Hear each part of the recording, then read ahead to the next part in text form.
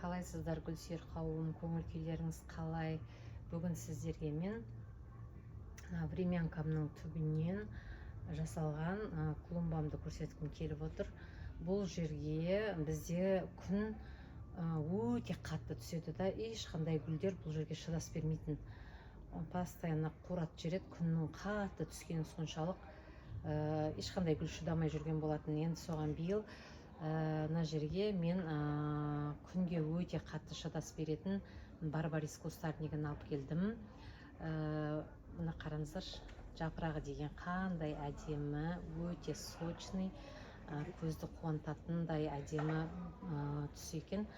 Барбаристі қырқып, өзіңіздің қалаған формаға келтіріп, әдемілікке өзіңіз келтіре бересіз. Тіке күнге өте қатты шыдас беретін кустарниктің қатарына жатады бұл барбарис. Күн түскен сайын жапырағы жайнап, өзінің әдемі түсін беретін болады. Енді ар жағына қайбір жылы ауладағы жаңғақ ағашын кескен болатынбыз. Ортасын бәріне құрт түсіп, ортасы үлкен ашық болып қалған екен. Содан біраз осындай дөңкелерді алып кеп үйдің әр жеріне декор ретінде қойдым. Ортасына топырақ тығып, биыл бұл жерге колеус гүлін ектім. Негізінде бұл жерге каменная розады да егіп көргем. Каменная розада әдемі көрінеді, бірақ мысықтар ары бері ойнап андай қылған кезде жаңағы сындырып тастады да, көп сындырып тастай берді. Олар жапырағына сәл үйкелсеңіз, каменная роза бірт етіп сынады да қалады. Сонан кейін биыл болмас деп осы колеус гүлін еккен болатынмын, бірақ енді өте әдемі болып тұр. Енді қараңыздар, жапырақтары деген қандай. Келесі жылы осындай қанша жерде бар, осындай бөрене тұрған 8 жерде ма бар, бәріне негізінде колеус гүлін егеді екен. Өте әдемі көрініп тұр. Оның төбесінде малачай миля, үлкен крупный болып гүлдейтін сорты менде, өте әдемі сорт. Одан кейінгі розмарин, приправа ретінде пайдалануға болады, розмаринді білесіздер. Одан кейін хлорофитум. Хлорофитум гүлі. Ол комнатный гүл ғой, бірақ менде өте көп болғаннан кейін жерге де еге берем. Жерде хлорофитум өзін өте тамаша сезінеді. Жапырақтары қанық болып, әдемі болады. Ал енді мына ортада тұрған юбка, варигатный юбка.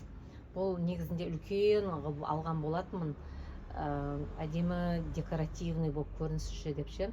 Сол жылы бізде қыс өте қатты болды да, мынандай именно варигатный сорты юбканың біздің ондай қатты суыққа шыдамайды екен, үсіп кетті.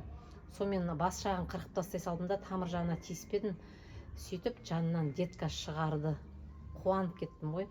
Негізінде солай үстіп алған бір гүлдеріңіз болсын, осындай кустарниктеріңіз болсын, негізінде түбімен алып тастаудың қажет жоқ. Бір жыл жартылай кесіп тастаңыз, жанынан детка беруі әбден мүмкін. Солай осылай қайтадан детка беріп, енді үлкен болып өсіп жатыр. Өте қуанып жатырмын, қараңыздар, өте әдемі декоративный юбка ғой бұл. Необычный, бұл көп жерде көріне бермейді да, енді өте әдемі сорты, өзіме қатты ұнайды. Одан кейінгі тағы да хлорофитум, одан кейінгі күздің ханшайымы, хризантема, өте әдемі көрінетін гүл. Күзде өте пышный болып гүлдейді, қаншама бутон қарасаңыздар, енді керемет болып гүлдейін деп тұр. Одан кейін горшокта менде инжир ағашы. Инжир ағашы менде горшокта тұр. Бұл негізі үлкен ағаш болады ғой. Горшокқа болмайды екен, қанша үлкен горшокқа ектім дегеннің өзінде тамыр деген енді қатты толып кетті. Бірақ көктемде ғана жемісін берді, ал екінші қайырым жемісті бермеді. Себебі түбінде уже құнар жоқ, тек тамыр толып тұр. Биылша енді ішке кіргізем осы горшогымен, кейін көктемде жерге отырғызатын боламын. Мынандай жерге екпесек, жеміс алу өте қиын. Ал енді оның жанында тұрған горшокта пальма. Биыл осындай бір пальма таптым базардан, крытый рынок базарынан. Қатты қуандым. Вашингтония пальмасына ұқсайды, бірақ Вашингтония пальмасы емес бұл. Бұл негізінде бізде 25 градусқа дейінгі суықта далада қалдыра берсең болады деп айтты сатушы, бірақ биыл қорқып тұрмын, қалдырмаймын, ішке кіргіземін. Көктемде жерге отырғызатын боламын. Жанынан детка берсе, деткасын алып болғаннан кейін жерге қалдыратын боламын. Оған шейін қалдырмаймын. Үсіп кетсе тағы да бекерге құртып жоғалтып алмас үшін жанынан детка бергеннен кейін барып проба ретінде сыртқа қалдыру мүмкін. Әзірге сыртта қалдырам деп айта алмаймын. Өте әдемі пальма. Мен бұл пальманы орыстардың видеосынан көрген болатын. Олар да енді аулада өсіп тұр, үлкен болғанда енді керемет әдемі көрініп тұр ғой. Осылай бұл жердегі гүлдер осылай күздің әдемілігіне боялып көзімді қуантып тұр ғой. Мына колесқа риза болатын бәрінен бұрын. Осылай. Енді ар жақтындағы клумбаға кетсек, мына бұл жерде менде 3 юбка қатарынан егілген. Орталарына мына хризантема гүлдері. Қараңыздаршы, қандай әдемі хризантема. Өте әдемі. Көзді қуантады. Құда қаласа осылардан тағы да отроска жасап, негізінде осы мына жерге негізі клубника еккен ғой, ол клубниканы алып тастап, бұл жерге де бір түп хризантема кетеді.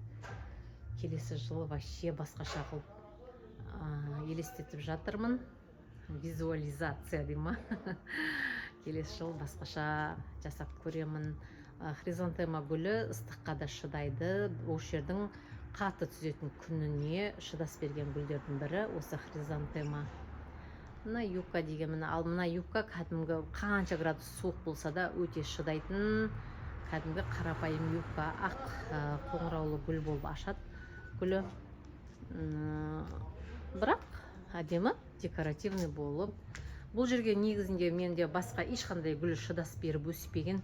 Күн күйдіріп жібереді, себебі күн өте қатты түседі.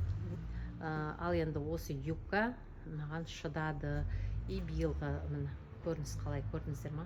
Хризантема гүлдерімен вообще өзі үйлесімін тауып әдемі болып тұр.